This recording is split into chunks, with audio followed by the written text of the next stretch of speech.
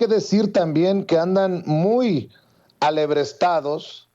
con esta situación. Muchos, ¿eh? Por ejemplo,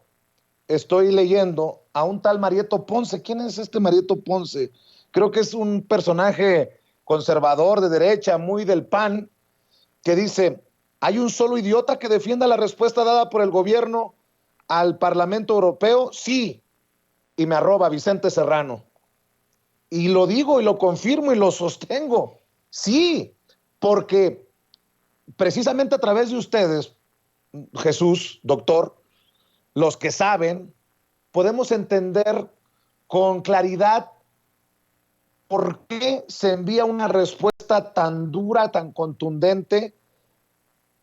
ante una actitud hipócrita, injerencista y de borregada por parte de los eurodiputados. Yo acabo de escribir en Twitter para poder opinar con claridad, para poder entender la dureza de la respuesta del presidente Andrés Manuel López Obrador, tienen que leer la resolución. Pero muchos de estos de la oposición, te aseguro que no han leído ni siquiera,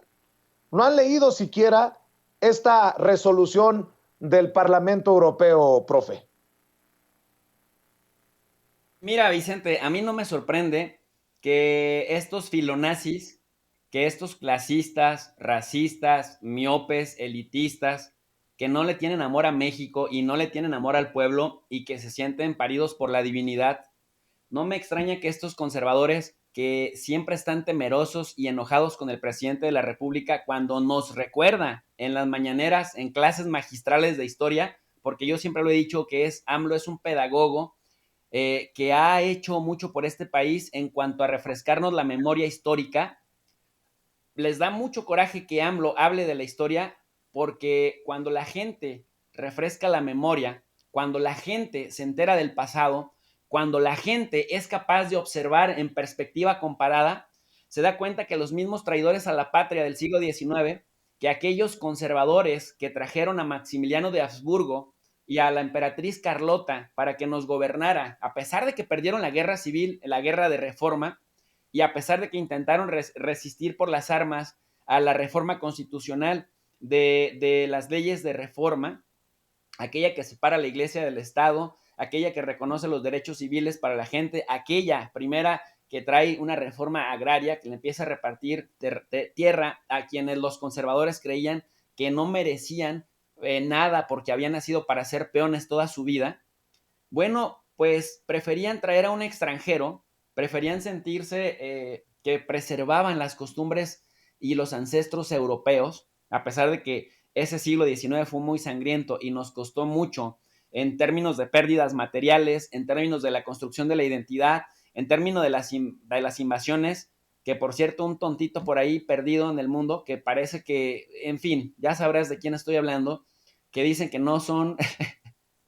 bueno, no vale la pena. Pero estas intervenciones que ha habido, estas agresiones contra México, en buena medida propiciadas, Vicente, y ayudadas y fortalecidas por traidores a la patria al interior de nuestro país,